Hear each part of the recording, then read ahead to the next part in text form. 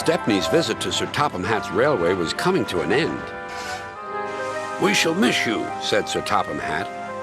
Then he turned his attention to all the other engines. "My railway is very busy, and I'm pleased with you, but you need help. A diesel is all that's available. Please do your best to avoid any disturbances." "What does that mean?" whispered Duck. "That means this diesel is difficult," snapped James. And he was. The diesel surveyed the shed. "Not bad. I've seen worse. At least you're all clean." The engines glared. "It's not your fault, but Sir Topham Hatt should scrap you and get engines like me. A fill of oil, a touch on the starter, and I'm off. No bother, no waiting. They have to fuss round you for hours before you're ready." The engines were furious. Next morning, they held an indignation meeting round the turntable. "Disgraceful. Disgusting. Despicable. To say such things to us," cried Donald and Douglas, "is to teach him a lesson we'd be wanting. Now, how do we do it?" Their chance came sooner than expected. The diesel was purring comfortably. An inspector watched a fitter making final adjustments. The wind tugged at the inspector's hat. The diesel was ready. "Look at me, Duck and Stepney. Now I'll show you something." He rolled proudly toward his coaches.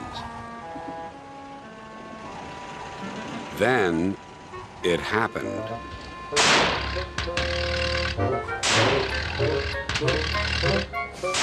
Shaking and spluttering, the diesel stopped. Meanwhile, the inspector was looking for his hat. The diesel seethed with fury as Duck and Stepney pushed him back to the shed. "My hat!" exclaimed the inspector. "You've sucked it through your air intake." "Bother your hat. The heavy train's due out. You'll have to take it, Duck. Stepney, will you help, please?" "Thank you, sir," cried Stepney. "I'd like a good long run on my last day." The engines were soon ready. "Gordon will take over from halfway, so get the train to there. Good luck." "Don't worry," smiled Stepney. "We'll get there, and be early, too." The cavalcade moved carefully over the rails and out to the open line. "Now for a sprint," puffed Stepney. "I'm ready when you are," replied Duck. Soon they were whizzing through Edward Station. And next they charged at Gordon's Hill beyond.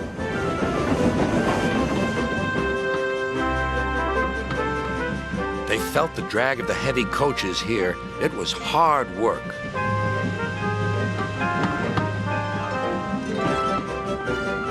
At last they were running smoothly along the line toward the big station.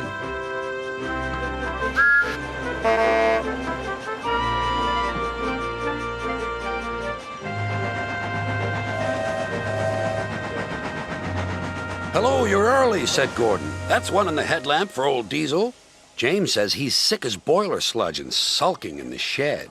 "Serves him right for saying we're out of date." And Gordon chortled away. Next day, everyone came to say goodbye to Stepney. "Come back and see us soon," whistled the engines. "And you are always welcome on my Bluebell Railway, too," replied Stepney. Then he puffed away. What about Diesel? He'd slipped out while no one was looking. But he left two things behind: a rather nasty smell and a battered bowler hat.